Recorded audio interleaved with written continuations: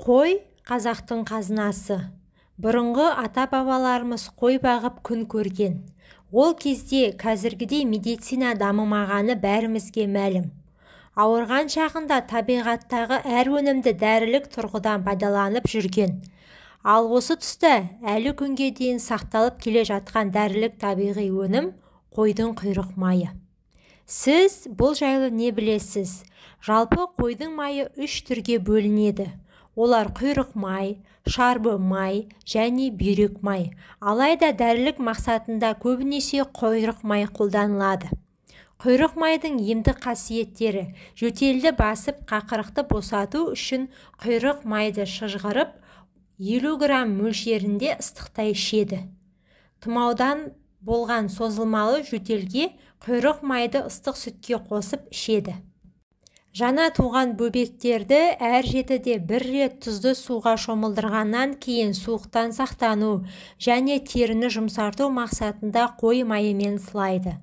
Балаларға тұмау тиіп жөтелгенде алқымды, алақанды, табанды қойдың жылы майымен сыласа сауығады. Ішуге және денедегі тері ауруына қолдану үшін қойдың майына дәрі өлтіріледі. Денеге қатты суық өткен кезде ұйықтар алдында табанға жағып жатса, таңға дейін денедегі суықты алады, ұйқыңыз тынышталады. Құйрық майдың емдік қасиетін білесіз бе? Құйрық май баланың жұмсақ балғын терісін жұмсартып, қан айналымын реттейді.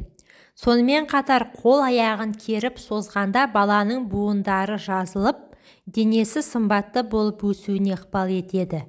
Қазақтың баланы сылау, қарды қылау өсіреді дейтіні осыған байланысты айтылса керек. Құйрық майды баланың жауырынын ашуға да қолданады. Сонымен қатар балалар мен ересектер салқын тиіп ауырғанда, ауырған жерге қыздырып құйрық май жағады. Ыстық күйінде қасықтап ішеді. Қыстың аязды күнінде бет үсімес үшін құйрық май жағып қояды.